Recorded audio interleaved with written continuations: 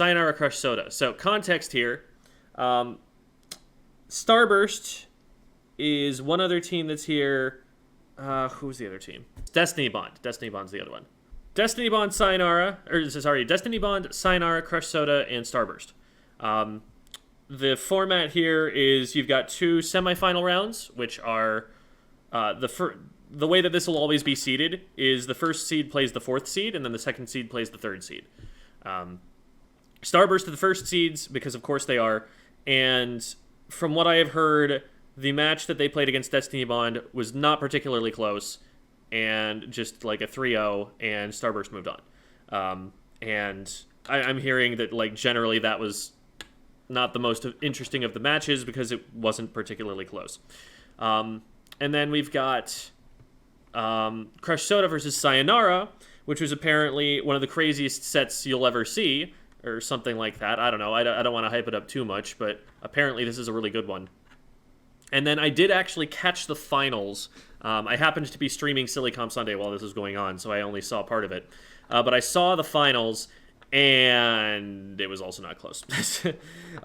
Something that you need to know about the competitive scene right now, in case you are not aware, is that Starburst does not lose to North American teams. I'm not saying that Starburst is better than like every North American team. I'm saying more than that. I'm saying they do not lose to them.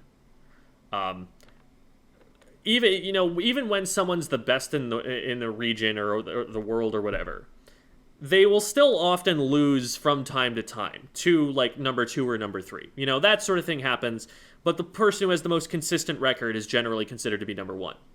Starburst is beyond that. In North America, Starburst does not lose. They have lost 19 games to other teams in Splatoon 3.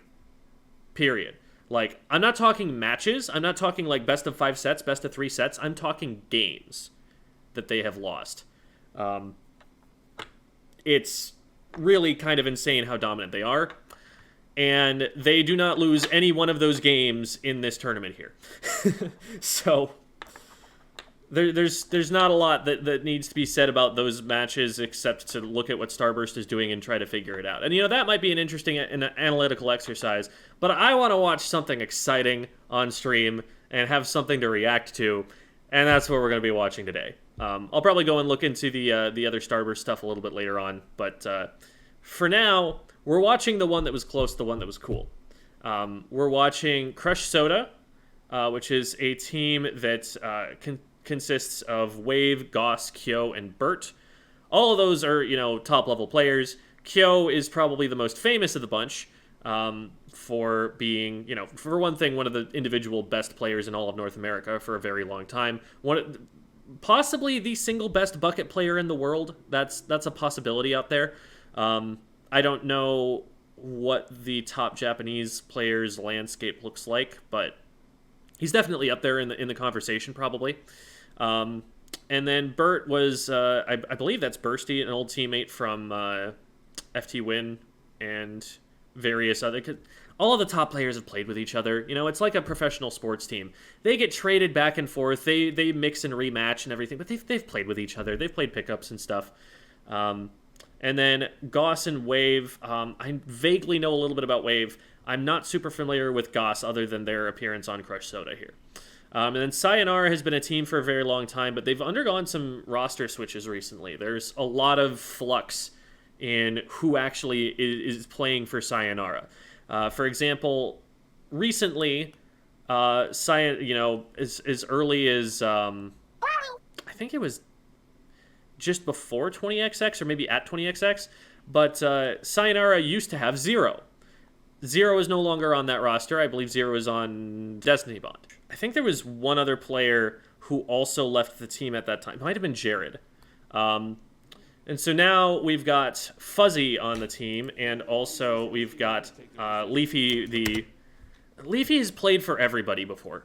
And it's like, I don't know if they're like permanently on Sayonara now, or if they've just been floating around and subbing for whoever needs them, but they're always up there at top level. They've played for FT Win, they've played for Sayonara.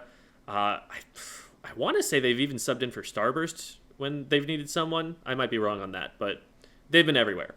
Sayonara has been in this kind of restructuring, rebuilding phase for a little bit, for a while.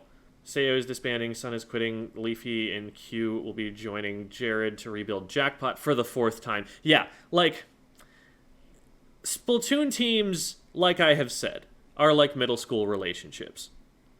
If they last a month, they're doing well for themselves.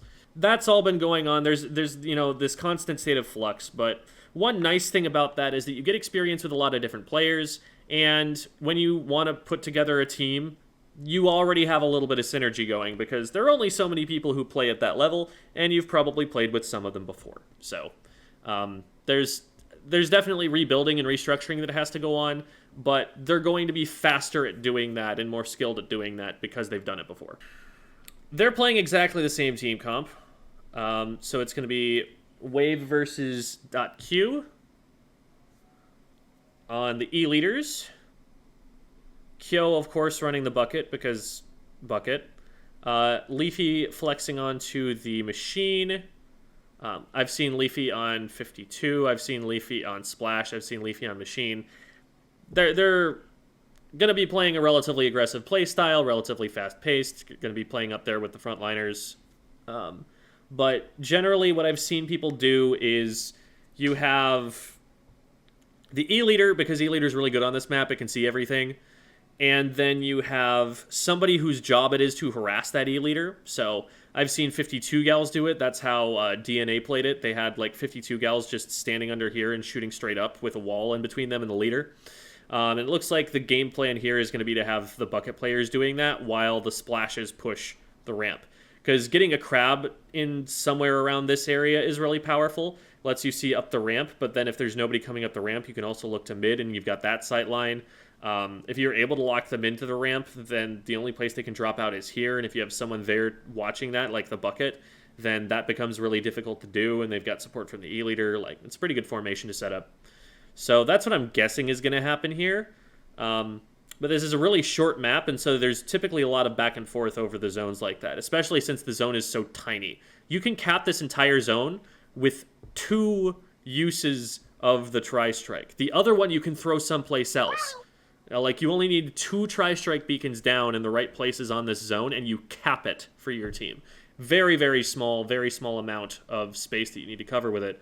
So what's really going to happen here is it's not going to be about, like, who can paint the zone the best, because anyone can do that. The issue is keeping the enemy team off the zone so that they can't be out painting it, because you're going to be able to summon enough burst paint to be able to paint the whole zone without the other team really able to do anything about that if you're able to get close enough. The trick is getting them so they can't get close enough. It's interesting, Milana, if the other team has a charger, like an E-Leader, and you're a charger, how much are you trying to focus on them to help protect your teammates versus applying that offensive... All right, so we've already got a crab tank. It's, we're what, 12 seconds in? Yeah, 12 seconds on the dot. Actually, 11 and a half seconds, we'll say. So, that is, that's pretty standard. So, you get crab tank that, and this is pretty good counterplay from the other team. I mean, obviously there's a crab that is going to demand the other crab's attention. But on top of that, they've got the bucket in the place that I predicted they would be in, sloshing up over the side of this wall to try and prevent this. This is one of the reasons that you pick machine. It's one of the best counters to crab and also one of the best helpers of crab. It's able to attack the enemy crabs. It's able to, get into a... Because crab is a straight line of sight weapon if it isn't using the Explo shot. And so it's able to abuse that line of sight. So if it wants to fire rapid fire, then the bucket can get close under a ledge or something. Its Booyah Bomb helps counter the crab. So there are definitely some ways that this weapon can play against it. And, if the crab's greatest threat is another crab, then it is also helpful to have a machine on your team so it can counter the enemy crab. Since both teams have E-Leader players as so Leafy now trying to push up in front, and a little bit of, Leafy, I have often said, is a hyper-aggressive player who is able to make plays work that are, on paper, not even a good idea, because Leafy is just cracked. But against the very, very best players on Earth, I feel like that can be something that holds them back a little bit sometimes because they go for something a little bit over-aggressive. Here, the Crab is just able to take them out because they're trying to push around an angle before they're able to really check it too much. Booyah Bomb goes out, takes out Sun in the Crab, and that is, again, one of those ways that the Bucket will counter the Crab tank. And now Crush Soda going to be able to move out on the map. Leafy is already on a flank. Let's see if anything can happen there. Off screen, we see 2 players going down here as Crush Soda are moving up. Leafy's probably in a little bit of trouble and calling for help, and yeah, Q tries to rotate over, but it's too late. So now Q is the furthest player forward. They're just going to try and see if they can get a pick to accelerate the team's ability to get back into the middle of the map here. But great pick by Kyo over the top, taking out Leafy. And this is a spot where, like, you don't always anticipate the machine even being able to reach. But Kyo's just, like, really good at this video game and knows that that works. And I can't imagine that other people don't either, but it's hard to see, you know? We can see that Kyo's name is right there. If you're rolling out in a solo queue match, are you expecting a machine to come to hit over the top of this wall right here? I wouldn't be.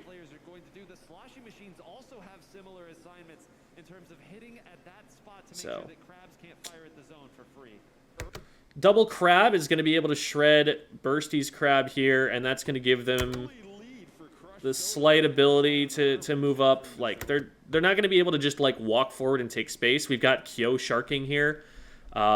We've got to be careful about how we go about this so we don't get sharked and traded back, and we do get sharked and traded back just like that. Oh, but good shot from .Q there. Save it, getting that trade back and keeping the numbers advantage for Sayo.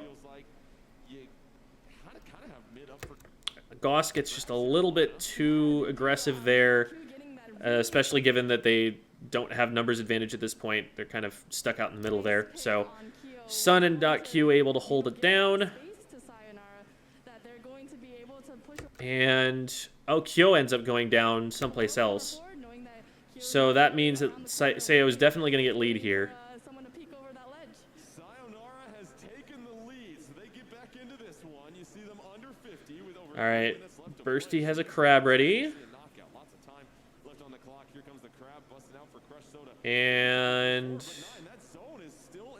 Double Crab takes the zone, which is like, we got the cap, but this is a big investment of specials to be able to get this much space. And if Sayo can weather this well enough, they're going to have a Crab to push back in with. They've already taken out Wave. So I have a feeling that Crush Soda does not get lead back off of this, or even get through their penalty. As soon as that Crab tank goes down, yeah, here comes Fuzzy's Crab. And they need to be pushing in with this. They get 1, they get 2, perfect, yeah. That's exactly what I figured was going to happen. They just had to exert too many resources on the zone just to flip it. And they weren't going to be able to hold with what they had there. Ooh, and Leafy starting to scare Wave here a little bit. Man, look at how safe this position is for the leader. Just how many things they can see from here. Safe except against another leader. Good shot. Good shot.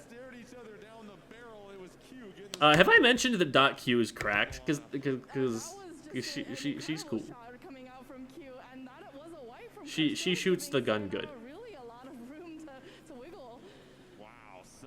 Oh, and the Crab comes out right away, which is going to be an immediate target of the Booyah Bomb. They're going to be able to paint with it, but that's pretty much all this Crab is going to do. In fact, who goes down there? It's not Wave, Kyo, or Bert. So that had to be Goss. Oh, it's down here on the bottom end of the screen, I guess. We lost both of our splashes. So Sayo looking pretty good right now. Okay.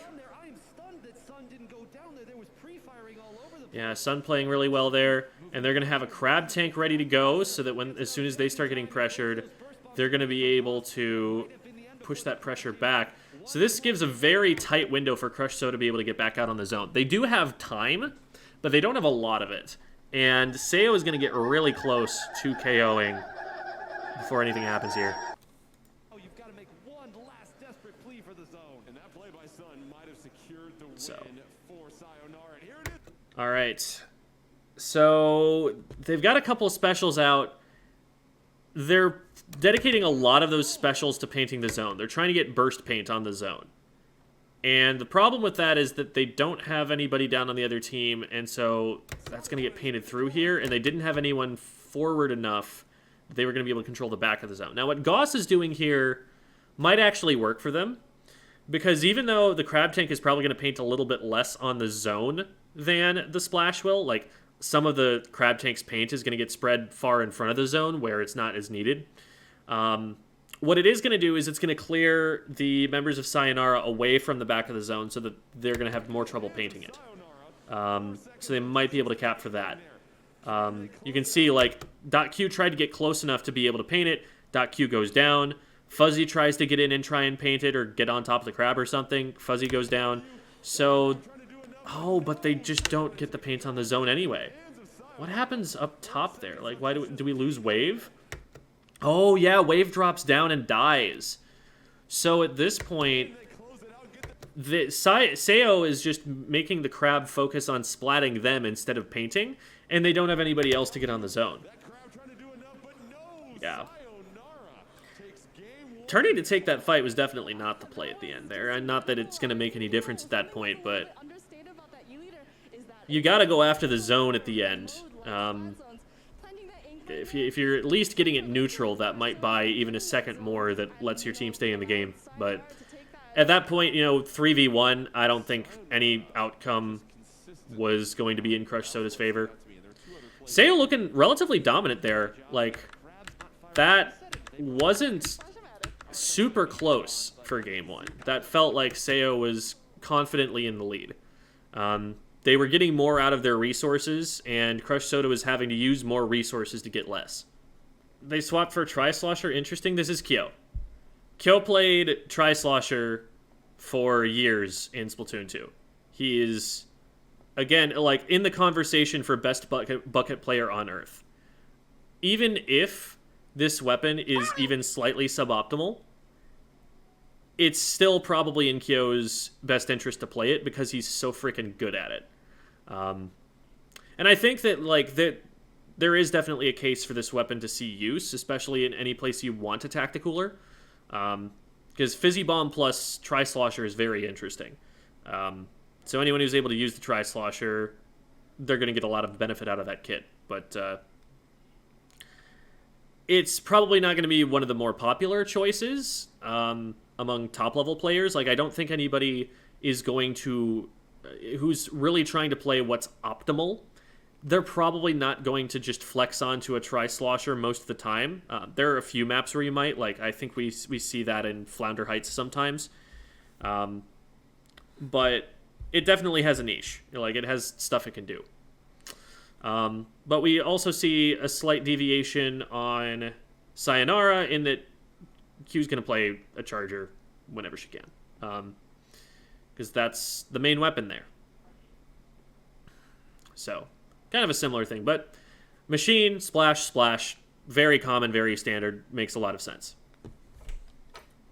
Game 2, let's get started into this. I mean, again, I didn't think that we would see two players bring this out here, but once again, the Tri-Slosher Nouveau. And again, we saw what Brand can do. Okay, so good combination of chip damage there from Goss and Kyo to win the 2v1 versus Leafy. Just goes back to the old saying, good players win 1v1s, better players win 2v1s. They're making sure that they're isolating players, that, you know, this player I'm up against might be cracked. Everyone we're going to play against here is cracked, but two cracked players is always going to beat one cracked player. They found a way to fight one cracked player twice, and they won both 2v1s. So with that advantage, they're going to be getting onto the tower. Might be a little bit of a miscommunication there about how they were planning on moving up. Oh, wait, that's not Kyo. That's, shoot, who, Wave on the, yeah, okay, Wave on the machine. And Kyo is on the tri-bucket. we see Crush Soda. One aspect of Kyo's kit with the Tacticooler is that he's going to be able to use that selfishly to just run in and feed, because if he runs in and dies, it doesn't matter as much because he has Tacticooler. So even if he runs in and gets a 1-for-1 trade, that trade actually goes in his favor if he's got the Tacticooler buff. Which is great for a Tri-Slosher because it's one of the weapons that's more guaranteed than most other weapons to be able to trade if they get close enough to someone. There are very few weapons that just like don't get traded by the Tri-Slosher if they try to put up a DPS check against each other. So if Kyo's able to get 1 and trade with Tacticooler, in his advantage. If he's able to get 2 and then he still just respawns in 3 seconds, that's an insane advantage that he's just won his team. They certainly are, and you know, And Kyo's really good at getting 2. they are holding on to the area around the tower quite well. But so far, Crush Soda have been held off the tower right now. I don't like this particular camera angle because everything that's important to see on the defensive side is up higher than the screen. Like, no defense is ever going to take place of this checkpoint from, like, the ground down here. It's always going to be, like, something from up on the plat, over the wall, maybe from here, and we just can't see that very well from this camera angle. They certainly are, and you know, There's a fight that happens over here. Kyo and Leafy end up trading. around the tower, they are holding on. Crush Soda is able to get 1 back, but the numbers advantage just isn't in their favor, and they're going to have to back off from this. And this charger, So, Tri-Strike goes out to try and flush out the right stacks.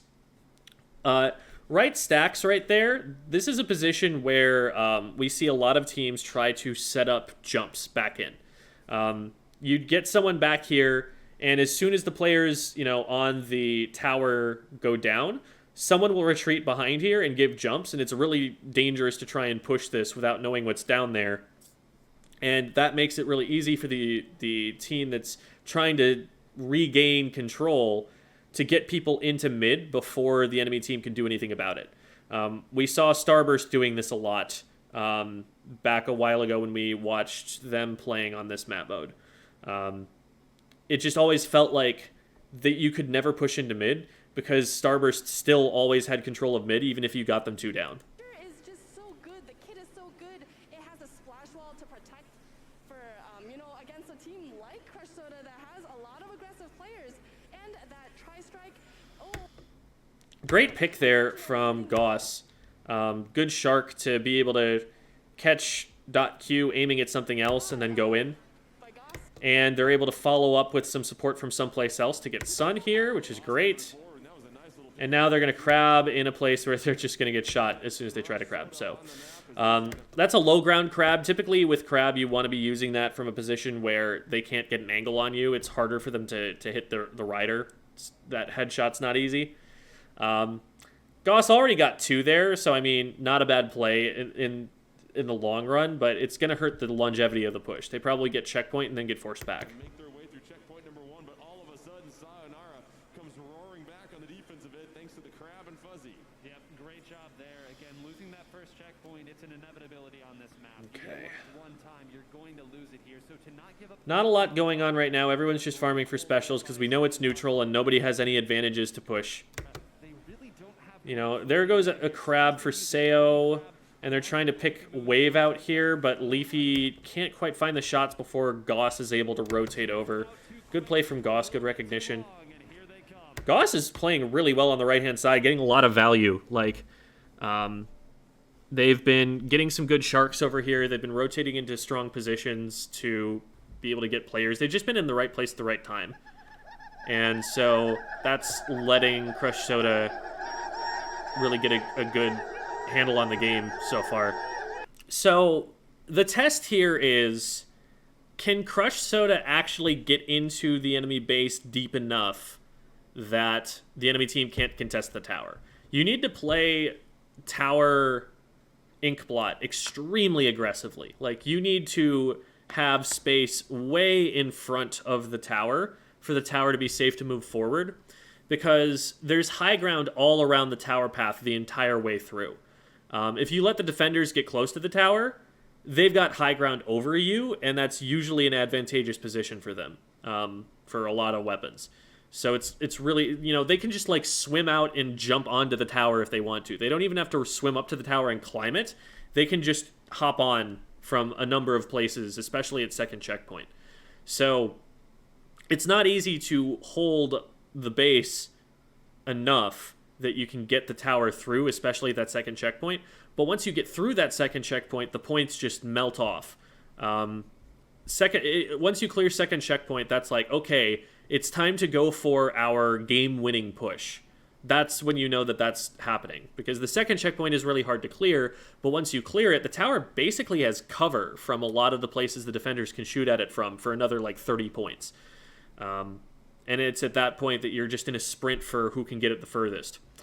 In order to facilitate that push, you need people like up on their high ground just to get it through that second checkpoint. You want people literally getting into the enemy spawn if you can help it, to be able to keep them back from stopping this. If you see, you know, a really good team against a slightly less good team on this map, it's going to snowball out of control like that as soon as they get through second checkpoint. But getting there is the hard part, and that's where the game is won and lost. If they both end up getting through second checkpoint, then it's just a crazy, like, really intense sprint to get those last few points. And that can be really, really exciting. And that's one of the things I really like about this map mode. But we got to clear that second checkpoint first. So we're setting up in the places where we need to be. This is one of the best places to put a crab on this map, because you can control anyone trying to come out from this left side over here. You can control anybody who's trying to go down this ramp and then jump across onto here, which is another great way to get to this high ground. And you're also able to get an angle if you scuttle a little bit to the right on this angle right here. That's all of the ways that you can approach the tower, unless you're trying to drop all the way out here, come all the way back through mid, and come around the ramp behind, which is prohibitively slow. So very powerful position because it controls everything that you need to be able to control with, you know, within easy shooting distance. Here comes the crab, and in response to the predictable position where they were going to put the crab, we've already got tri-strikes being launched on them. They were probably just looking at the top of the screen, seeing this, and being like, okay, it's time, and launching it then. They go in, they trade 1-for-1 with the crab, which honestly worth, because now we don't have a crab in that position, and that's going to enable us to move down onto here quickly. But Crush Soda is already pretty close to this checkpoint, so it's going to be on Sayonara to get there quick to be able to stop it. It looks like they're not even going to try. Sun is just getting up there in a 1v1 versus a crab. So Fuzzy's just like, I don't think I can hold this. I'm going to try and... Because you can see that Fuzzy is very close to Crab Tank. So Fuzzy's probably like, okay, the better thing for me to do than to run forward, lose my crab charge, and stagger is to back up and get special charge so that I can use the crab to counter their push and stop it now that they're past the second checkpoint anyway. At this point, you just need to stop. You just need to get the tower to stop moving. And then you can start rotating, you know, your reinforcements in. Great pick from Leafy. That's going to be crucial for getting control of this back, although nobody went in with her there. So this is still a disadvantage for Sayonara.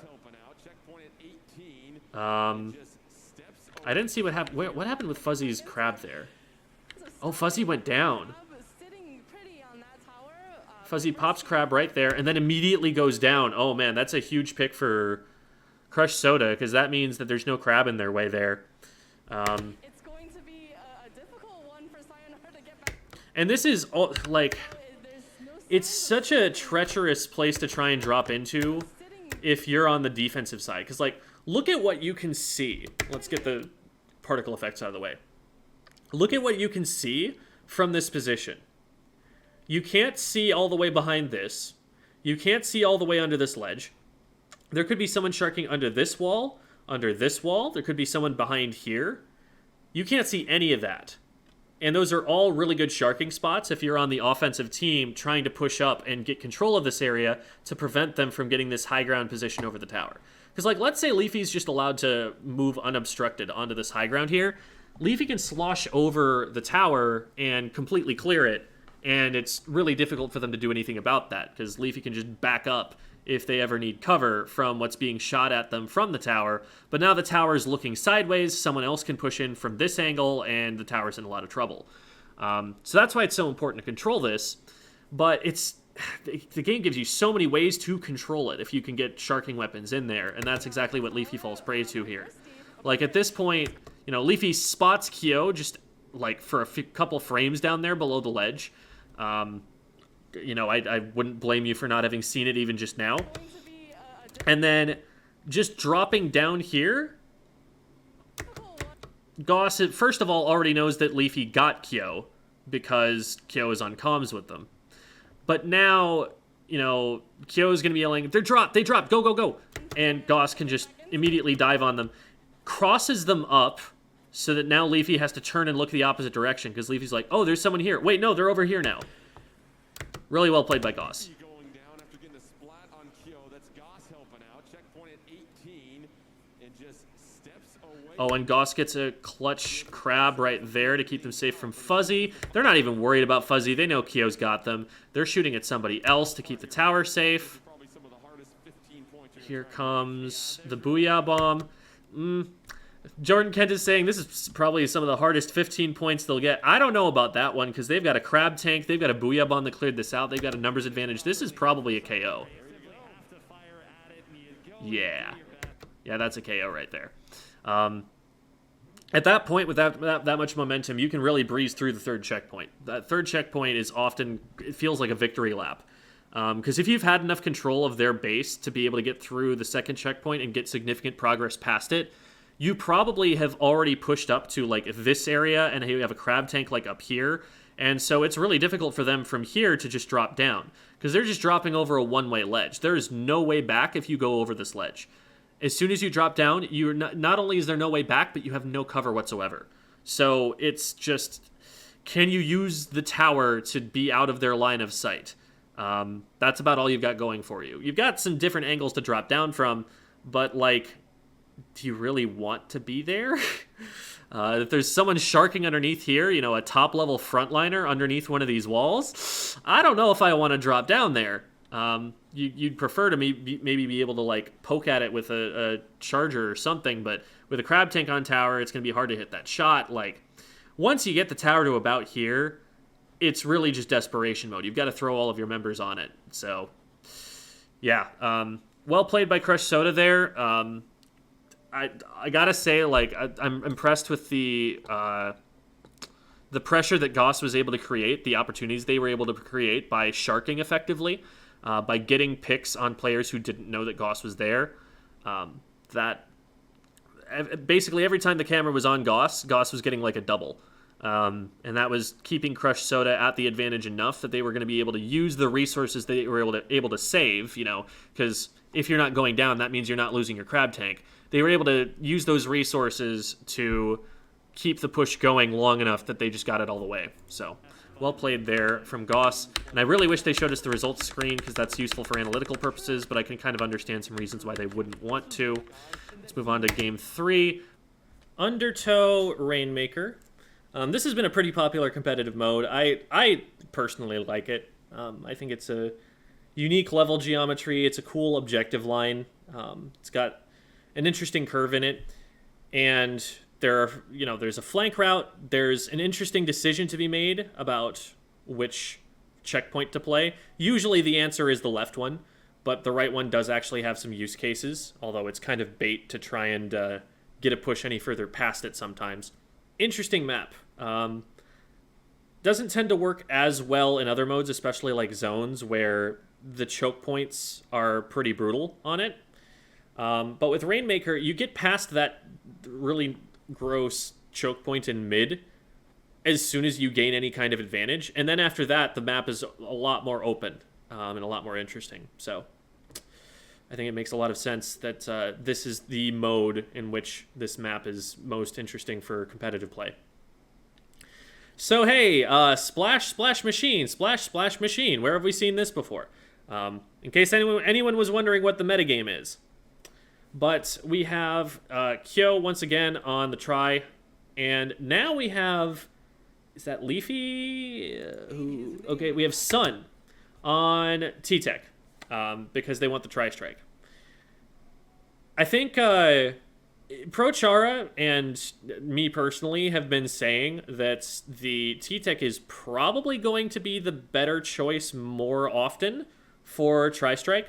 A lot of people have this idea, you know, oh, it's all splash, like it's just splash or neo splash, and that's all that the comps are. I honestly think T-Tech is probably better than neo splash more often. There are niches, I think, where neo splash can be more useful. There are some significant differences though between them.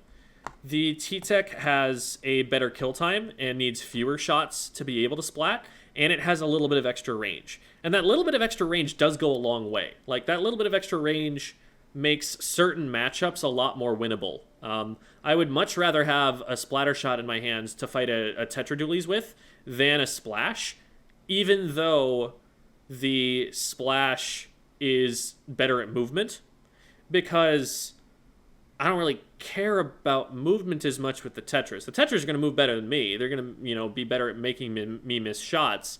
But the advantage that I have with either of those weapons is the kill time. And being able to only need to hit 3 shots, and those shots coming out just a little bit, you know, not that the fire rate is faster, but that the time in frames that it takes to splat someone is faster with the T-Tech, assuming, you know, we're not missing. That's, I think, in favor of the T-Tech in that matchup. The splash with the burst bomb is nice because even if you're out of range, you can just tag them with the burst bomb. But you don't have that with the Neo Splash. You have a much slower exploding bomb that's a lot less useful in combat. So you know, most of the time I'm going to take the splat bomb in the longer range of the T-Tech. And that's what I have continued to play, even though the Neo Splash is now available. That seems to have not been quite as popular an opinion even at top level, because Prochara has repeatedly made this argument, which usually means that people didn't take his word on it the first time. But Sun, it looks like, does agree with us, at least for this map mode, that that's the one that they want to go with.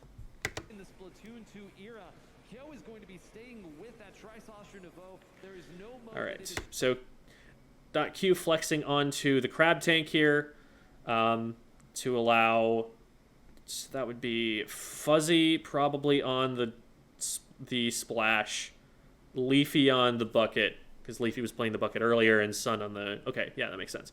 Because I think Sun was one of the splashes earlier, and if they want Sun to be the one using the T-Tech here, then they're putting .Q onto the splash instead of the charger. And maybe there's also some consideration going on here that maybe they don't like Charger as much for this map mode. There's a lot of like straight line of sight stuff that gets interrupted, I think, on this Rainmaker path. So I could see it being maybe not as advantageous to have a Charger here.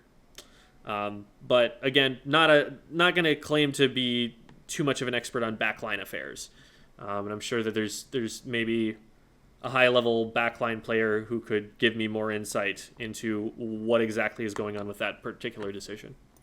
Stronger on than Rainmaker, especially with what Tacticooler can bring. But if you're going with... All right, so Q popping the crab tank from this backline position. One of the nice things about putting your backliner on a splash is that they know how to use their special already, because their special is basically just turning them into a backliner. So even if, you know, because playing a short-range shooter, that's a fairly technical weapon. We don't think about it that often because it's considered so basic, so common, so, you know, easy to win with, etc. But, like, you've got to do some very precise movement to play that weapon. It's not like that weapon gets itself locked into just very long animations like something like a sloshing machine does. Sloshing machine takes, I think, 37 frames to fire. So you've got all that time to be thinking about what you're going to do next. But with a splash, you have to be thinking as much as like 4 frames ahead about what the next action is that you want to be doing. There's a lot of muscle memory built into it, and it's not the easiest thing to just like take someone off a charger and put them onto that. But if your whole goal is just have as many crab tanks out as possible, that smooths over that difficulty mechanically adjusting, I think, a little bit. Not entirely. You still need to be able to play the main weapon. It's not like crab tank is all this weapon is. But it definitely takes a very significant part of the game and makes it easier to adjust to for someone who plays those kinds of weapons. You are playing anti-crab, and we'll figure the rest out as we go. You see the splat on Q, so Q picking one up. Looks like Crush Soda weathers this storm really well. Q not able to get a ton of value out of this. I think they only have one crab out right now. So there's nothing really guarding the right side here. And Leafy and Fuzzy both dive in. It looks like even jumping off of ledges to go for this fight, and they don't find it. It's hard to see exactly what gets them. I'm not going to work too hard on it, but Q is able to get one back for it, but since they both go down, it ends up not being worth it. They probably would have actually had Bert there if they'd been able to sustain their fire, but meantime, Sun is just completely alone on the left side. There's nobody, like, everybody's watching right. Sun is on left, and I think Wave and Goss recognize that and just get going. Great pick there from .Q. Like, .Q gets the two players that go down here. It's just the players fighting on the ground ended up getting shredded as they were trying. .Q, come on. This is a Charger player. This is a Charger player. After all the trouble that Goss just gave the team in the last game, .Q outplays? Come on.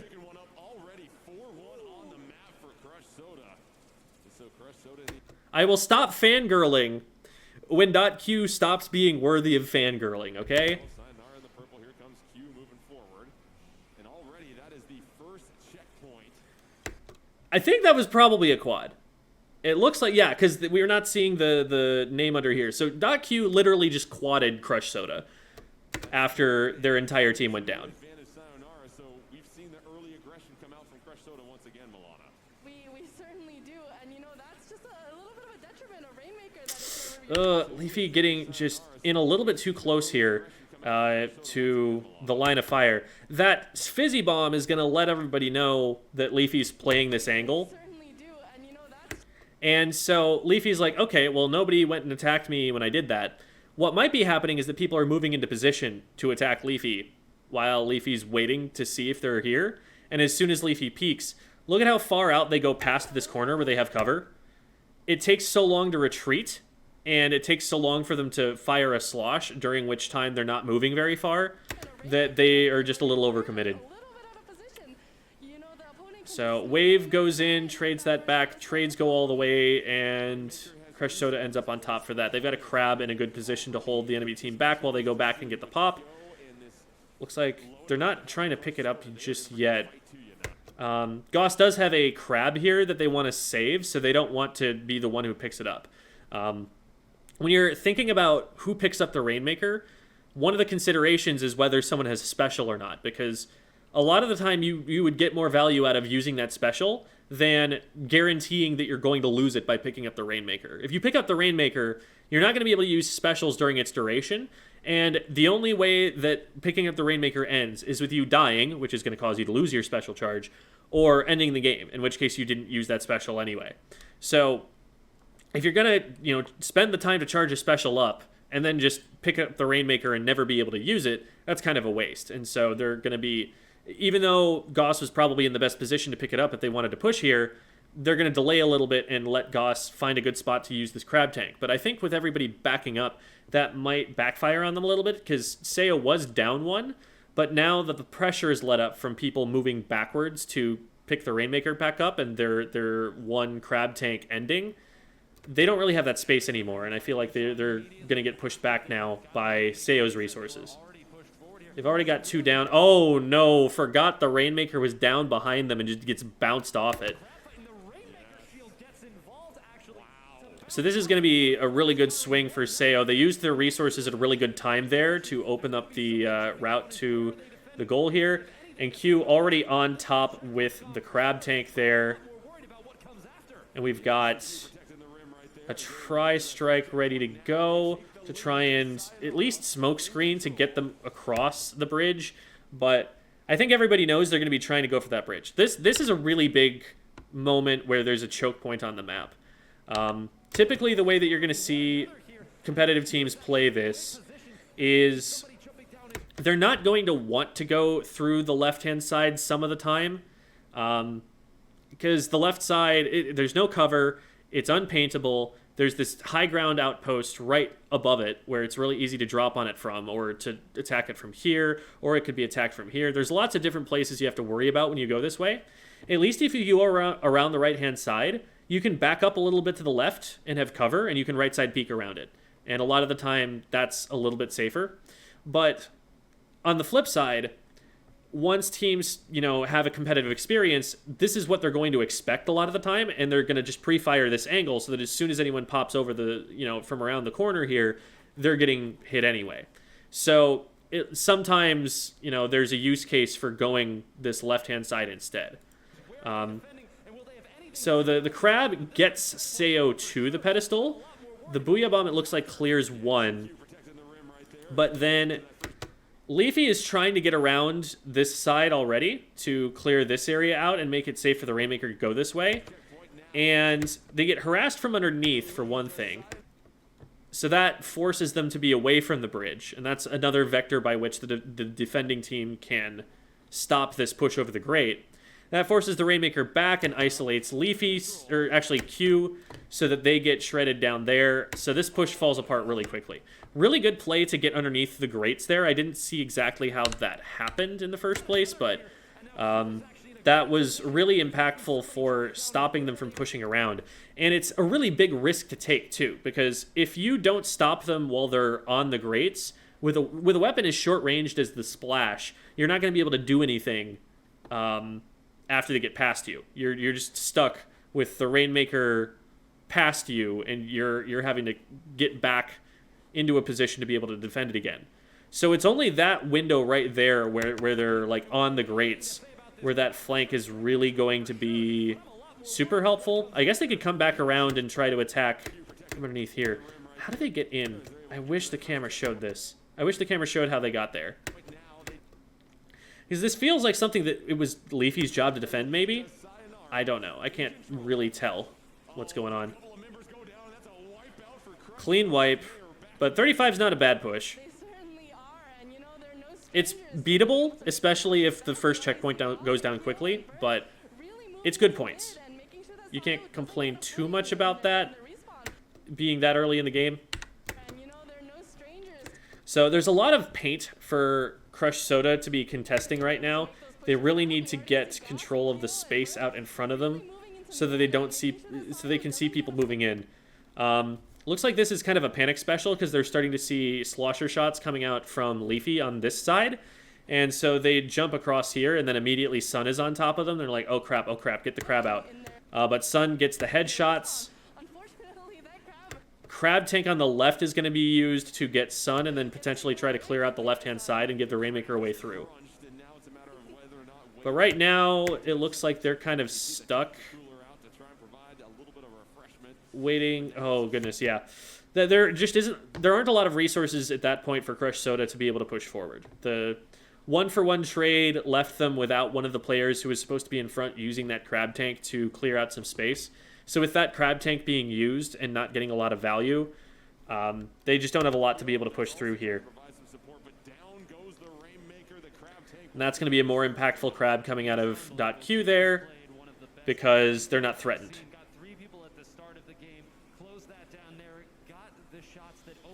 And it looks like they're just playing to stall the clock here. They're not trying to make a push or anything. They're just trying to make sure that the enemy team can't get in on the right-hand side and wait for them to make a mistake and let the Rainmaker reset. Fuzzy and Sun, or Fuzzy and Leafy, managed to get a pick on the left side, and they're going to trade that back, but it's a one-for-one trade, so Sayo's still in the advantage here.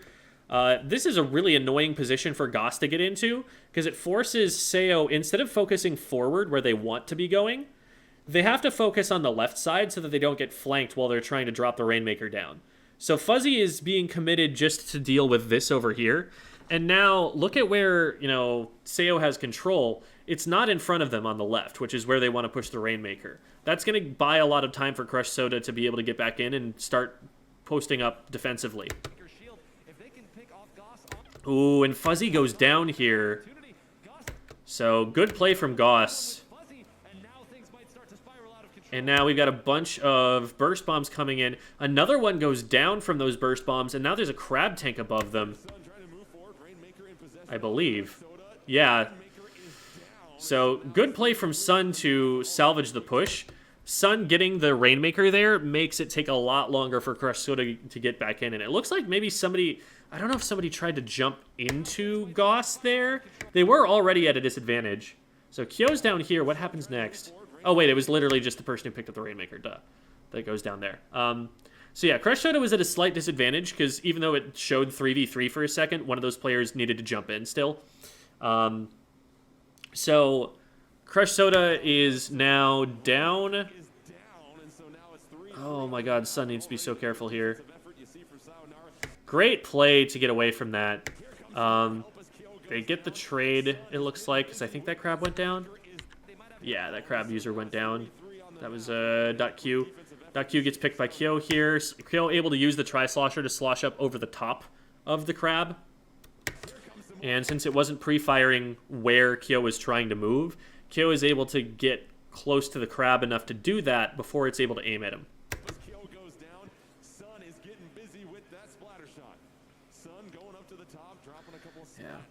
So, good play from Sun to trade that back. That's going to slow Crush Soda down by a lot. And all that Sayo needs to do on paper is stall for time. Because they're in the lead, and so it's on Crush Soda to be pushing in. Realistically, they'd probably want to get more points than 35 to be able to be more comfortable with their lead. But if they're in a state of flux and they can stabilize in a position where the Rainmaker is still stuck in mid, they're still happy with that. You know, as long as they're not going to wipe, it's going to be hard for Crush Soda to push in for those kinds of points. So, Sayo is happy for things to just be a little chaotic, to be trading back and forth a little bit. There were definitely some moments where it could have opened up in Crush Soda's favor. These are very good mechanical players. Sun able to get away with just barely avoiding getting pinched between a crab and another player to get the pick on Kyo in response to Kyo picking .Q. You know, if that doesn't go Sayo's way, then all of a sudden Crush Soda have an advantage they can push. But for now, they're holding on. We want to see these support players support their teammates. We want to see them, you know, if we... I like this play here. This is Wave. They spot that there's a player over here, and they immediately start throwing a fizzy bomb in that direction. And this player sees that they're getting approached and like, I'm not going to play that. Because what happens here is if this player stays in, we throw a fizzy bomb, that paints this player's feet. The fizzy bomb is also a path for the machine to be able to get close to them. Machine is the longest ranged weapon that's in this game, except for the crab tank. So it's going to be able to get into its max range, where this player, unless it's also a machine, can't contest them. And it's going to be able to hit slosher shots, and the only way to retreat is to back up a unpaintable ramp. Well, that means that this player is going to move slower than this machine who has paint moving forward to get close enough to them. So the machine, basically, just by standing here and charging a fizzy, wins this engagement and forces this player to back up. If this player stays in, they just get splatted by the machine unless this player also commits down here. And this is not where Sayo needs to defend. Sayo needs to defend on the left-hand side because that's where the Rainmaker is going to try and push. So having to commit 2 members to this fight right here, not even knowing if there's somebody here with the machine to be able to stop them, this is not a play that Sayo wants to make. They have to just kind of retreat back from here. And now there's no flank pressure from the right-hand side for the time being while the Rainmaker moves over to the left side. So, good play from Wave. Hey, I'm having trouble over here. Come help me. And you know Sun is already there. You don't even need to tell him. 2 specials coming out here. Just going to try and yeet that at an angle that it'll aggress both Fuzzy and Leafy and hope that that is able to displace them. Actually ends up getting Fuzzy. This is a dangerous place to throw the Booyah into, just because it's so easy to get yourself cornered and not have anywhere you can possibly go. But I have to imagine that that was intended to be thrown to support the push that Kyo is making there, in the hopes that like Kyo survives here and is able to capitalize on the displacement. Fuzzy pops a crab is what happens. So Fuzzy just cannot physically move away because of the crab being popped. So that's actually way in Crush Soda's favor, because that got rid of not just a player, but a crab tank in exchange for Kyo, who already had Tacticooler and was okay with trading anyway. But can they get that Rainmaker forward? It's been such a defensive effort. They have held their spot right at that spot once again. Kyo, look, Kyo's already back in there. Remember, Kyo just died. That's what Tacticooler does. Tacticooler makes it so that you can feed and then feed a second time. But good stop from Sayo.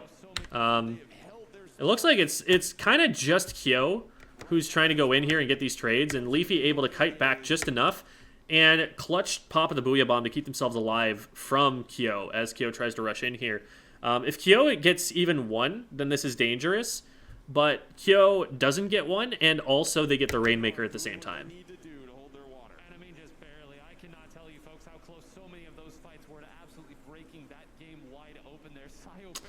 Alright, so there's a crab tank in mid that Sayo's just gonna, you know, sit tight. The crab tank will make it so that Crush Soda is able to regroup and get closer to the Rainmaker before the next push, but the crab tank is not going to be able to secure them offensive pressure to get the Rainmaker picked up. They're going to need a little more than that. They're going to need a pick. Wave is looking for that pick. Wave is seeing if they can get vision of someone. Like, if they tap Leafy as they try to slosh around this corner here, if they, you know, they actually had the read that that was where Leafy was, and I think they just missed their slosh or something. Because I feel like that could have hit Leafy if they had aimed it a little differently or been a little bit further forward when they sloshed. And if that hits Leafy, then they're like, Leafy's there, and Goss flanks around the right-hand side, and they try and pinch Leafy between the two of them. And then they've got to pick, and then maybe they can pick up and start moving. They actually do get Leafy anyway. So now they're 2 down here. Sun is stuck out in a relatively vulnerable position. They might just try and pop the Tri-Strikes to stall out the Rainmaker pickup at this point. Okay, they just fire enough shots to be able to stall it out. And the Rainmaker reset is fine. Sayo is totally cool with that. Yes, they've lost more players. Yes, they've staggered a little bit, but Crush Soda needs to back up with at least one player to go back to mid, pop the Rainmaker, get it all the way back over here. By that time, there's going to be a crab tank ready. Yeah. Sun dying there is perfectly fine, even dying for nothing. I don't think he does die for nothing either. I think he ends up trading someone there. Let me take a quick look here. Do they trade? Yeah, they trade waves. Totally worth. Totally worth. They stopped the Rainmaker pickup. They stood their ground. They slowed Crush Soda down from being able to get a certain lead at that point.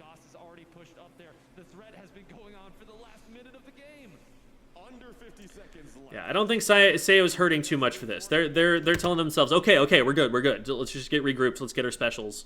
You know, they're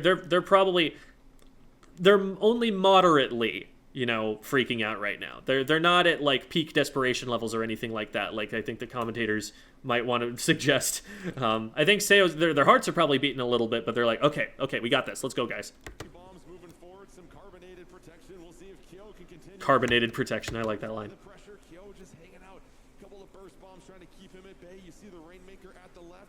Ooh, okay, Crab is out on the right to challenge that. Strikes are going in on the left. I would like to see what Sayo is doing right now on the side the Rainmaker is on. And there's lead. Ooh, so Leafy and Fuzzy, it looks like, are the ones who are trying to stop this, but there's a lot of pressure coming out. It looks like from a crab tank on the left. Yeah, crab tank on the left. So the Tri-Strike goes out, but the Tri-Strike largely lands behind them.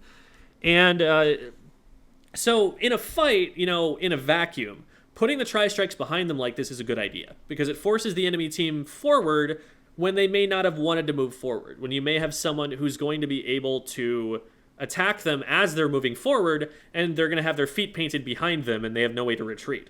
But the Rainmaker doesn't want to retreat here. The Rainmaker wants to move forward. And if they don't have someone to follow up on this, if like Leafy isn't immediately watching this right now and jamming this choke point with slosher shots, they're just going to run it forward and they're going to get the lead. And that's exactly what ends up happening. Someone engages on Leafy, and this is beautifully timed. Look at how the Rainmaker doesn't peek out until Goss engages Leafy.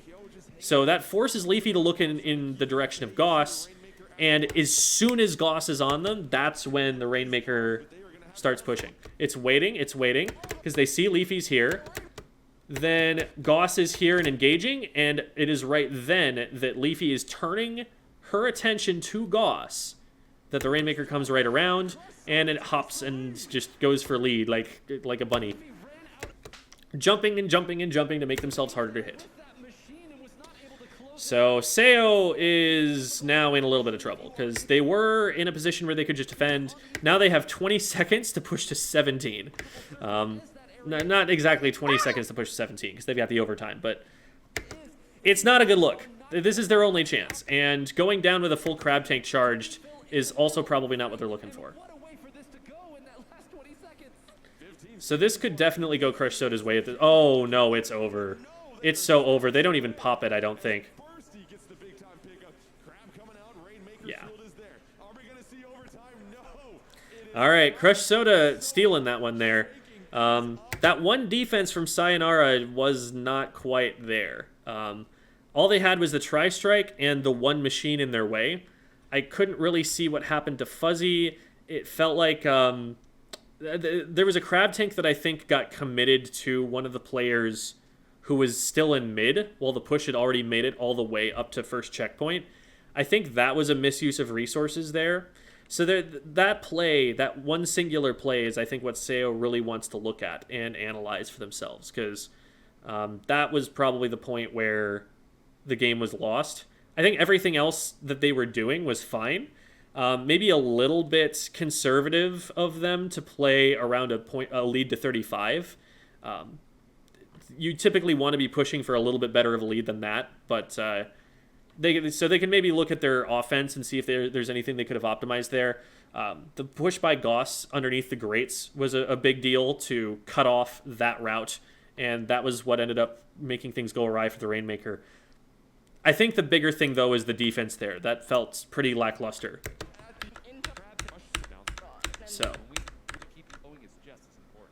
Clam Blitz. Oh, they've got a little explainer for how Clam Blitz works. Clam Blitz Eeltail. Why? Okay. Eeltail was a better map than it is now, until they got rid of the ramp that's right here behind where the basket is in Clam Blitz.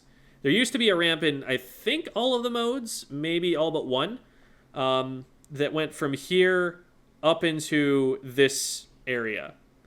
And I think what Nintendo is thinking there is they don't want people getting spawn camped on this platform. But what this actually does is, if you're the defender, you have the choice to either stand up here and use, range or whatever else you can to stop them, or drop down here and be on a one-way drop where there's no way back, and now you're cornered if there's an enemy player watching you drop. It hurts the offense a little bit in that you can't get up here, but it also hurts the defense. And I don't think that's a thing that Nintendo considered. That immediately made these Eeltail maps a lot worse, and the only place that it doesn't have that is in Rainmaker now. So, not a fan at all of that change. I feel like Rainmaker really is kind of the only one of these maps that you want to see played at a competitive level. But that's my take, and far be it from Nintendo to even consider my take or know that it exists. So. You're shaking your head once again. Well, it's just the game's too fast here. This tourney was dominated by Vanilla Splash, especially in Machine. Every tournament has been dominated by Vanilla Splash and Machine.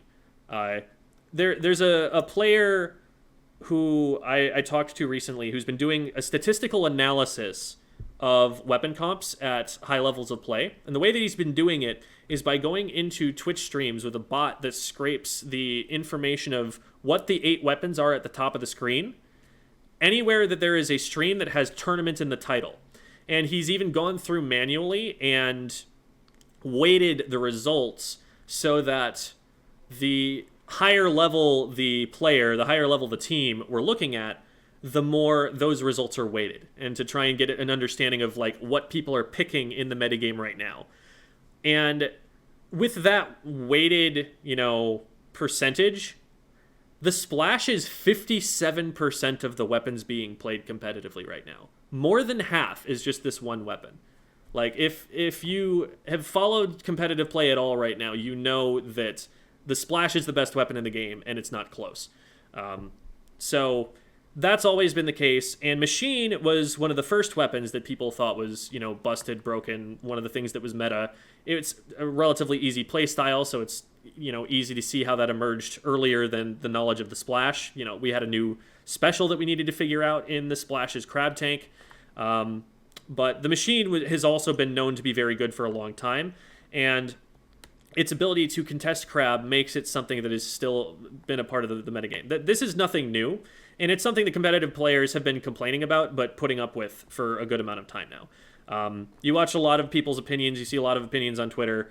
We're just waiting for Crab Tank to get nerfed. We're just waiting for the Splash to get some kind of nerf. We're waiting for something that enables you to consider other choices, to consider other alternatives that aren't going to get overshadowed by Crab Tank just being the best to choose in that moment. Another aspect of this that's been a problem that's been well documented is the map design. On this particular map, getting back to this match, if you put a Crab Tank right here on the enemy's side watching this, they literally have no way in. The Crab Tank can see everything. The Crab Tank can see you coming from this direction. The Crab Tank can see you coming from this direction.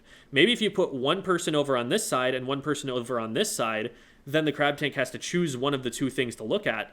But that means that it's taking 2 of your players to counter one of their players. They still have 3 other players that they can devote, and maybe they isolate this player on this side. They have someone who's already over here to follow up on the pressure that the Crab Tank is creating. It's just an overwhelming amount of force to put in one spot with one player. So this is one of the maps where you're going to see double crab pretty much every time. Not that you're not going to see that everywhere at top level, but even at lower level, where it's a little bit more likely that you see deviations from the metagame, there's a lot of Crab Tank that gets used here. Even though Q pilots this weapon, and a comp that really hasn't lost for them at all, they must have just deemed it too slow at this point. The Charger... So, let's see what's happening The here. game's too fast here, even though Q pilots this weapon. And Alright, so same comp exactly from Sayonara, and same comp exactly from the previous game for Cressota. they must have just deemed it too They're still liking their tri-strikes for contesting crabs, which makes a lot of sense here. One other nice thing about a tri-strike is that it will detonate and not regard cover at all. It'll just clip through any cover that's there. So, like, let's say there's Crab Tank on the bridge. If you throw a tri-strike underneath the bridge, it's going to hit up through the top of the bridge too. And so that can set up some situations where maybe you don't have as much warning that the tri-strike is coming, and it hits you through something that you didn't realize it was about to hit through. There's still some warnings there, but it sets up some interesting plays. Like the geometry makes it so that you can stick the tri-strike beacons to things in ways that get you angles that it would be hard to hit otherwise. Definitely not a bad map for using tri-strike to contest a crab. Charger can't come out right now. There's simply too much pressure coming from... So out come the Crab Tanks on the bridge. Crab Tank on bridge is the story of Eeltail. This is the way that the game's going to be played. The first crab to start shooting at the other is the one that has advantage, because it has time to rev up its rapid fire shots to get them to that really high fire rate that gives them insane DPS. And if you get to that state first, you shred their tank first.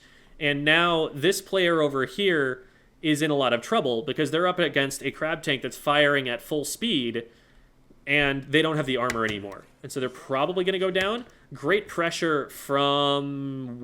that's Leafy. So I've got the teams reversed. Great play from Leafy to save their teammate's life there by putting pressure on the tank so that it has to move. And they actually get them down too. So great play from Leafy there to secure that.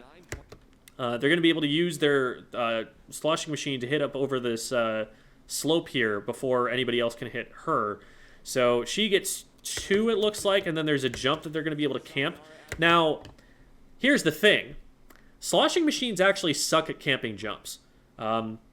Leafy can know that this person is there, but their best bet is probably, I think what they need to do, and this is if they have the ink to do it, because they did just splat 2 people, remember, but if they have the ink to do it, I think what they need to do here is drop a fizzy bomb that directs for 50 damage, and then hit a machine direct. I think that's the only way that they actually get this splat in time. Because otherwise, Tri-Slosher has just got a faster kill time. And since Kyo is dropping down in range, it looked like Leafy was trying to kite back so that they had range over Kyo, but you just run out of space because there's a ledge right here. So this is a smart jump from Kyo, knowing that like it's the machine that's here. I just outslay the machine. But they do manage to trade Kyo back, so it's not, you know, a total loss on their part either. So Sun's going to get the score in. I don't see them getting much more than like 65 off of this unless they win another fight. They have some clams over here, but you can see there's like a booyah coming out. Bert's already starting to poke around on the right-hand side, so if someone tries to go for these clams too carelessly, they can get picked. And there's going to be pressure on the left-hand side here soon, too. Great booyah bomb, and then they just chuck everything at Sun. I love this idea. If they're able to get some... They see these clams here. They know that Sayonara is going to want those. They also know that there's more help over here. They throw the booyah bomb to separate these players and to try and get this player to commit to getting these clams, and then they chuck everything they have at this person, and they're going to try and chip him down. They don't quite get them down, but a good attempt. Ooh, and they actually managed to get a wave there. This is really well played so far from Sayonara. They've just been winning fights where I'm looking at them like, yeah, you know, on paper I feel like Crush Soda should win this. So I don't know if that's better game planning or if they're just executing better in the moment. Maybe they're just mad that they lost the last game. I don't know what's up, but they're doing well. That's exactly why they're so good at this game mode here, Nine. They are just so calibrated on the same page. So good pick from Kyo, just knowing where players are on the map, having really good awareness, and finding an angle with the weapon that's going to be able to hit that. Meantime, though, the rest of the team goes down. And again, you know, one of the things about the Tri-Slosher, and any bucket really, is that it's a high-commitment weapon. It takes a really long time to fire a slosh and then be able to move again. So if Kyo is going to commit to something, Kyo is very likely to just get traded back if there's anybody else in the area, because Kyo is just stuck in the animation of sloshing the bucket. And so, you know, this Tri-Slosher Nouveau, one of the reasons that it's, you know, really seeing a lot more use than the vanilla Tri-Slosher is that the Tacticooler makes it so that trades are more advantageous to it. You're more likely to like trading because you don't lose as much time as the other guy does when they go down. She'll push right there, and that's exactly why they're so good at this game mode here, Nine. They are just so... Yeah. And this is a phenomenal place for buckets because you can slosh over on so many different sides and hit so many different angles that a shooter just can't. Like, say you're a shooter standing down here. This wall is in your way. This thing is in your way. This thing is in your way. There's a lot of stuff that's getting in between you and hitting shots on someone. But if you're a bucket standing down here, you can hit up over this ledge. If it's long enough range, you can hit up over this ledge or over this block or over this ledge. Like, you can hit so many more things because it sloshes over stuff. So that's the trade-off there. Fire rate for the ability to hit around certain terrain. Calibrated on the same page. They are, and again, that's another wipeout here. Wow. All of that fighting to go through. Leafy picked the exact right spot to Shark to take 2 members out, and once it's 2 down in 4v2, you realize... So Q has a crab on bridge. Now the question is, do they have clams to keep this going? It looks like they're sending Sun back. No, they're not sending Sun back. They're not sending anybody back. They throw 2 clams in, and now who has more? How are they going to get more? Okay, Fuzzy's going to grab a few from behind here. Oh, but they grab 2 clams and then get into the crab tank. So it's like, I feel like their clam economy is hurting right now. They could definitely have had more to work with when making this push happen. But you'll notice that, like, they're not as concerned with scoring as long as they can keep the basket open. That's what's really important in Clam Blitz. If you can keep the enemy basket open, that's really all you need. That's how you get big pushes. Because you can take, you know, as many clams as you want to the basket, but if you're getting killed before you can put the clams in the basket, it doesn't matter. And that's the mistake that a lot of people don't understand about Clam Blitz. I have a whole video explaining that, but you'll see a lot of brushes in solo queue that'll just hold the brush down and run straight to the basket, and then this way ping spam for someone to jump a power clam in. And what's going to happen there is you're going to score maybe 20 points, and then 2 of you are going to die, they're going to get a pity clam, and they're going to have a stronger counter push. If you play to keep the basket open, you can get more clams into the basket than you brought to the basket in the first place, because you can just rotate someone back into mid, like it looks like .Q is doing right now, get more clams, bring them in, and if you've still got control of the area around the basket, notice this isn't control of the basket, this is in control of the area that you can get close enough to the basket to shoot someone who's scoring. That's what's really important. If someone can get close enough to shoot you while you're scoring, you can't safely score. You can't get more than like a clam or 2 in before a top level player is going to laser you. So they're not trying to score until they've got those players cleared away, and they're not going to get lasered. And that's what the resources are really being used to fight over here. They're trying to fight to make it so that the players who are trying to throw clams in are perfectly safe doing it.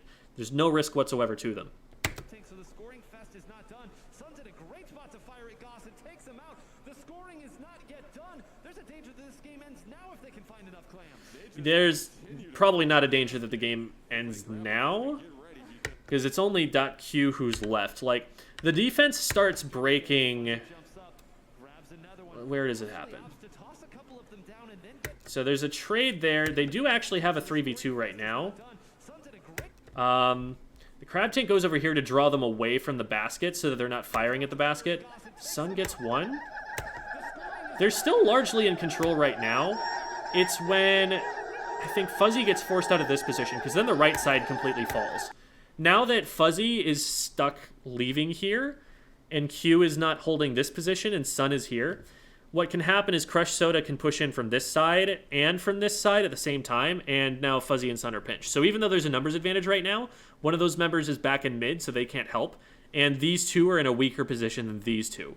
And so here is where Crush Soda actually gains control. It's that Bird is able to hard force Fuzzy out of the right-hand side here, and that's how they're able to get control back. So Fuzzy goes down. Sun is able to trade back. Oh, they actually get a trade there, trade there. So now it's just .Q versus Goss, and .Q is not in a position to be able to contest the basket anymore. So there's no way that they're going to be able to actually score anymore. .Q is not even concerned with that. .Q is trying to hurt the enemy team's clam economy. She's collecting clams that are in mid that would be easy for Crush Soda to grab, and now they can't grab them. Now Sayonara has control of them instead. And if Sayonara were to get another push, they would be able to push more quickly because they wouldn't have to stop to pick up clams again. So, smart play. They've already got all of the paint control they could want. .Q is not going to be able to get much more special charge for the crab, and revealing herself at this point when players like Goss are going to start pushing up, probably not the best idea, so they're just going to grab some clams and keep themselves safe.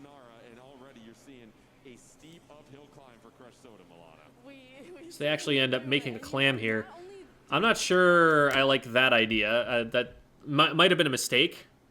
But, like, they don't need to score. They really don't. What they want to do is defend effectively. And if they can do that, they should be able to get another score in with the amount of map control that they've earned so far. But holding the power clam doesn't seem like it's a good plan for them right now. Immense lead in Clamlets. They also have a lot of turf. Crush Soda has a lot of turf to be able to... When I talked to Ren, who is Sayonara's coach, the last time one of these events happened and I went and VOD reviewed them, one of the things he said was that he personally just doesn't like where the team was at that time in Clam Blitz. He thought that was their weakest mode. And it's been a little while since then, and there's been a lot of roster switches and stuff, but it'll be interesting to see how they've changed their game plan since then. kind of navigate through to be able to even make it back to mid. Okay, so trade goes Sayo favored in mid.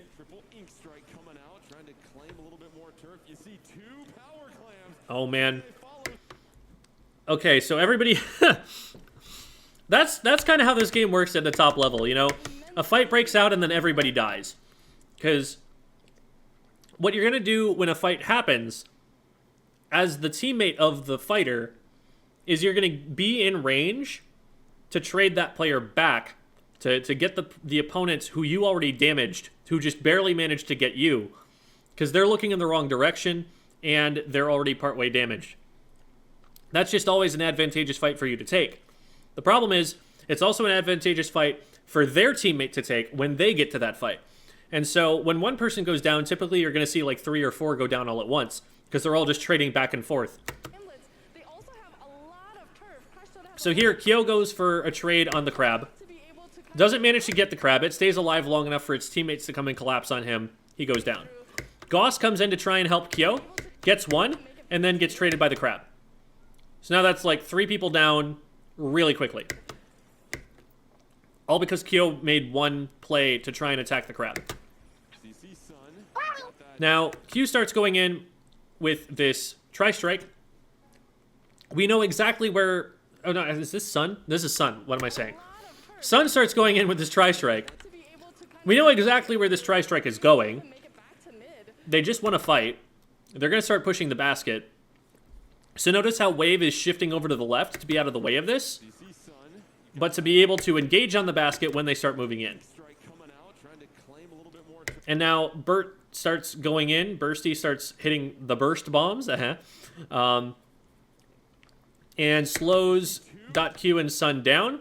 Kyo has jumped in time. They get one power clam in, but then the other one's traded back, and now Fuzzy trades back that one. Trades everywhere, all very fast. That's typical of high-level play. If you have teammates that are going down alone that aren't being traded back, that often indicates a lack of teamwork, a lack of awareness on your team's part of your teammates' positions. No, 2-1 numbers advantage over. But this trade goes solidly in Sayonara's favor because at the end of it all, they have someone who's able to pick up that power clam and throw it in. Sayonara. This could do And they only need 2 more. more in there. Literally 1 clam, Sayonara and they've got it. gonna tie this up at 2 games apiece, which, guess what, everybody? Game 5, just a... As a general rule, trades go in favor of the team that has the advantage. Because if right now one team has an advantage over the other, and you just trade 1 for 1, the other team still has an advantage over the other. And they're actually going to have it for longer, because the players who traded are going to have to respawn before that comes undone. Around the corner. Oh my goodness, Sayonara seems incapable of playing sets that don't end in threat and leave So template. So we have a game 5. measured on that to play on. Already we see... Everybody loves a game 5. And the game 5 is Zone's Manta Maria. Ooh, we've got Kill on the Stamper now. That's exciting. Probably didn't like the range of the Tri-Slosher for this map, because one of the most important things to hit up over is Bunker. And it's kind of hard to reach very far over that with a Tri-Slosher. But you don't want a second machine, and maybe you wanted the utility of the Stamper here, and the extra range or something. So they're pulling that out here.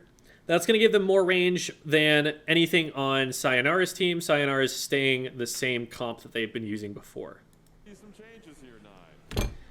Again, this entire set has been double splash machine and then just one other weapon. That's all the comps have been.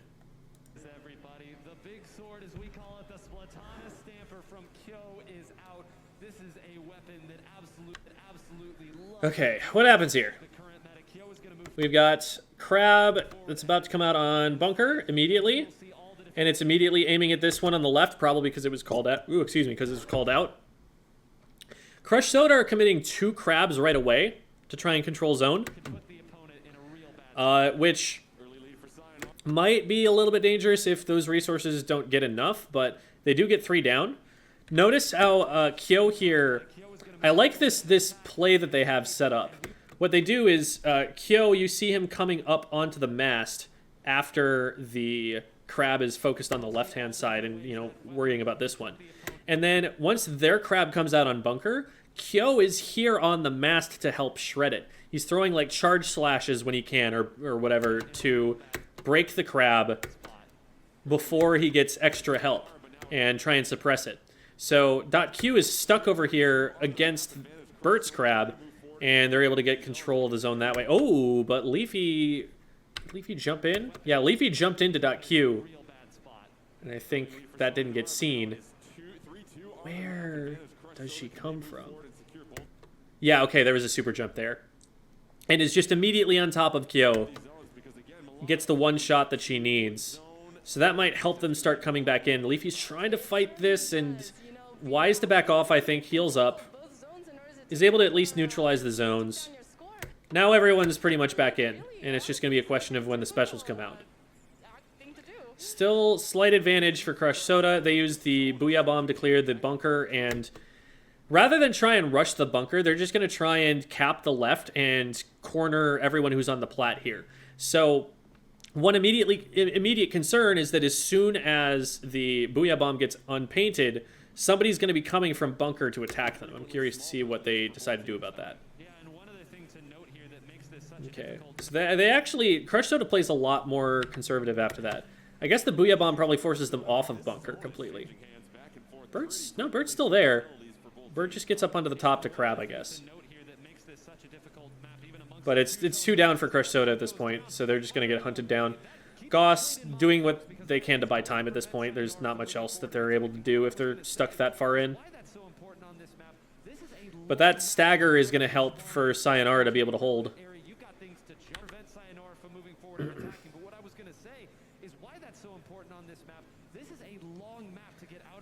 Sun is in pretty deep. Ends up getting a trade.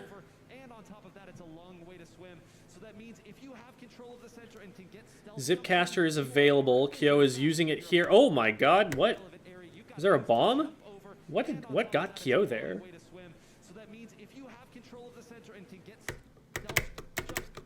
Because Fuzzy's jumping. Oh, Leafy comes up from behind. That's what happens. And then gets traded by the Crab. Oh, man. Crush Soda has just not gotten control of mid since the very beginning. They got to push to 15, and then they haven't been able to break back in.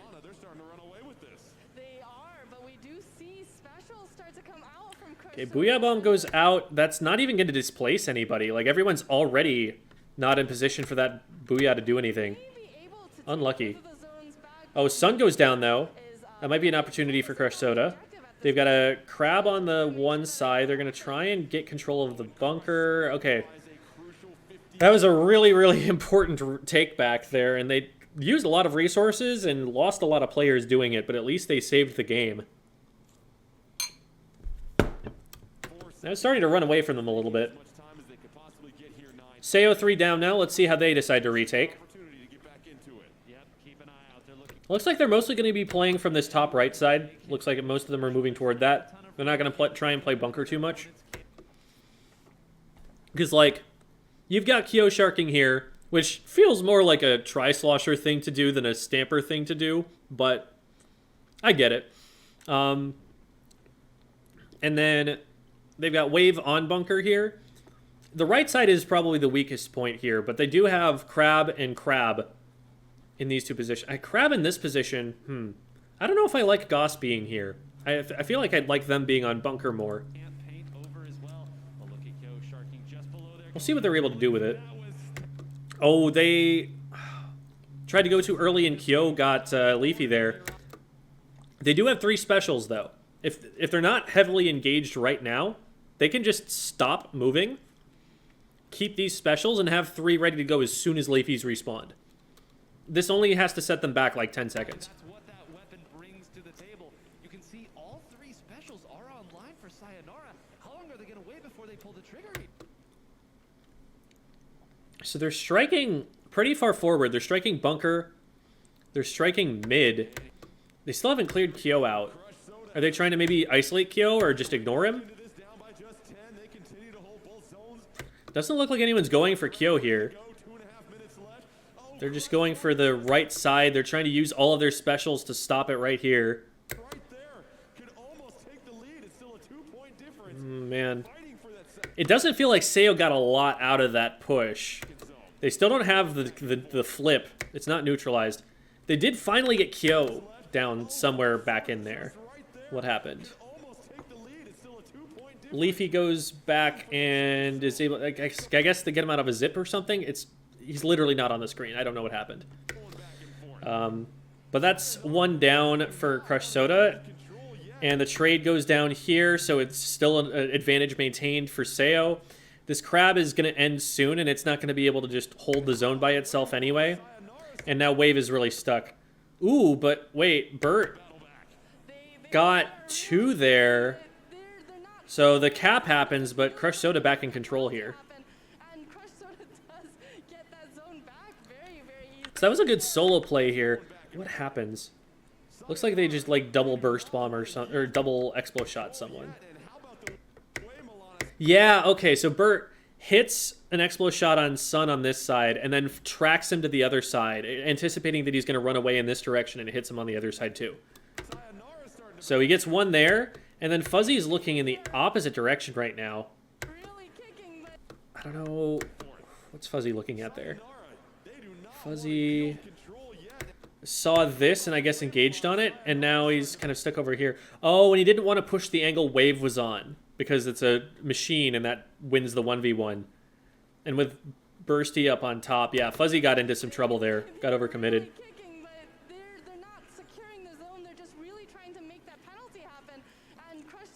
So Sayonara needs to try again to really get a firm hold. That fight wasn't good enough for them. There's going to be a machine already. Crab Tank looks like it's out. And Kyo goes down, so that's an opening. Kyo's been getting really isolated here. It feels like they're counting on Kyo to be able to just hold in a 1v2 or something in their street. But, like, they're not sending anybody forward with them. Like, last time there was at least someone on bunker to maybe be able to drop down and help if need be. But I think since previously they ignored Kyo and just went to the far right and dropped multiple crabs there, everyone else was either respawning or just focusing on that left-hand side, anticipating that was where the push was going to come from. And so maybe this was a little bit of a mind game on their part, that this time, instead of ignoring Kyo, they just dove Kyo. Or maybe they had information to know that it would be safe. I don't know. Simply firing at anything that is marked and turns your color when you shoot at it here. The way that these teams are fighting, this is still a great position in Goss. This is really smart of Goss. Instead of overcommitting to try and get up on top of the same level as the crab, he's just firing a couple shots at it like, hey, you better stop me, and then dipping down to a much harder place to hit. And the crab is forced to kind of look down at him and shoot shots in an irrelevant place that it's unlikely to be able to hit anyway, and waste some of the duration of the special. Oh, Crush Soda still has it. Oh, but Goss is trying to go for the flank here and doesn't have information on somebody who's spawning back in from street level. And this right here is probably like a map check moment. The player on bunker is probably checking maps, seeing, okay, they painted all of this, which means that they need to make this jump, which means we know that they're coming this way. That's my guess about how they knew this was coming. Either that or they just got lucky and had someone watching the left anyway. But good stuff from .Q. And, oh my god, wait, they still might take lead here.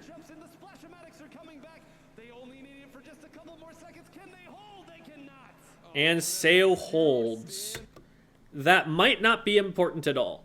But it does at least put the pressure on Crush Soda to have to push in again. And with the neutral engagements going this back and forth, that's not a guaranteed thing to happen in the next minute and 20 seconds. So that's a good look for Sayo, but it's not over yet.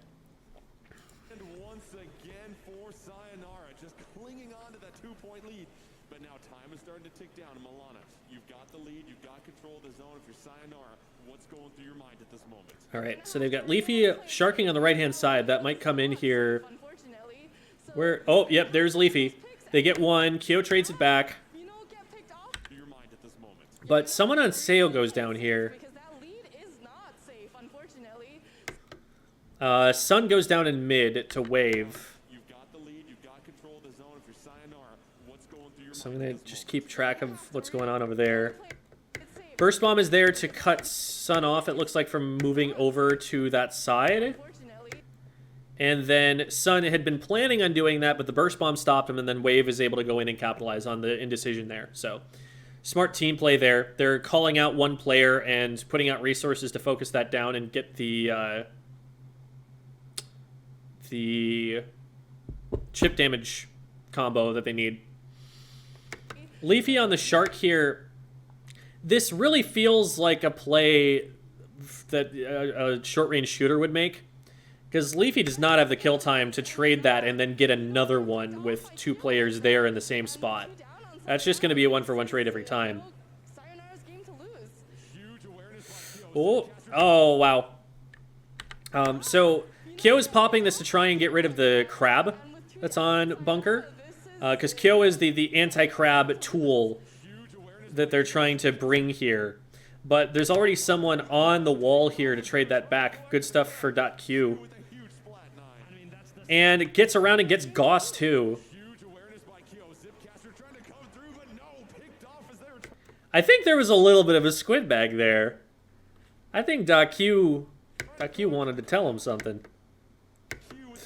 And then they know that they've got someone covered in here for some reason. They probably just got called out earlier. Well, how does Goss end up over there? It is completely invisible because of where the camera is. I think they know someone's over here, and they've painted so much that they're like, okay, it has to be in one of the corners here. And so Q's checking this corner and just happens to pre-fire him, basically, because she's checking the one angle where he could be at. Q with a triple. Oh my goodness.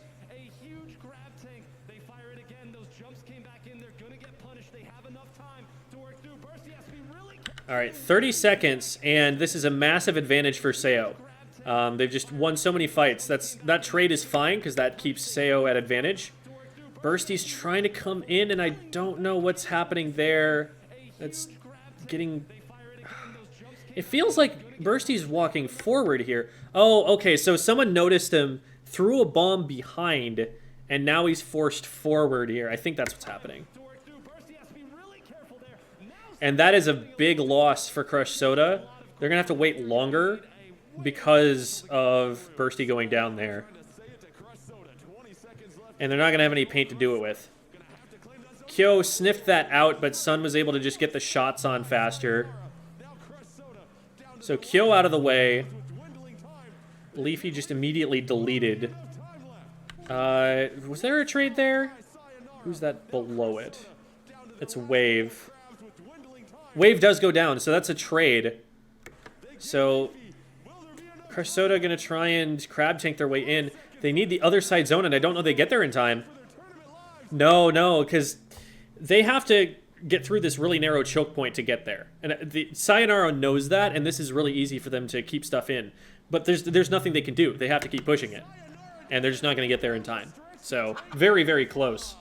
But Sayo ended up making fewer mistakes in the end. Some really good team play on both sides that we saw. And I really like that decision that they made to first ignore Kyo and then immediately dive him, knowing that was where he was going. That feels like that might have been something that the team planned out in advance. I don't know. But they did a really good job getting through there. We will not be getting to analyzing this set or the one against Destiny Bond on this stream. There's not enough time. I at the top of the hour, I've got to be someplace else. But that'd be something to go and look at it at some other point in time. Overall, I feel like they have very similar game plans, and the only differences we're seeing in comps are basically we have one of the best chargers in North America on our team, and so they're going to play charger sometimes. And then also we have probably the best bucket player ever, maybe in North America for sure, on our team. And so we're going to make them play buckets when that's advantageous. But even then, Kyo switched to Stamper at the end just to see if that would work better in that moment. It looks like they're still experimenting to see which of those things is going to be better for them in the long run or in that moment. But didn't pan out at the end. They did need to figure out something else, congrats to Sayonara. That's a big win, and that's a team that has beaten them before. To be able to do that in a situation where their roster has been in flux like it has been is pretty impressive. Unfortunately, it looks like they're not going to be around in this roster for very much longer either, because Sun is leaving the game, just doesn't have the time to commit to staying as good at the game as he wants to be able to be on this team. They're going to be going their separate ways, at least for the time being, but they put on a good show at the very end.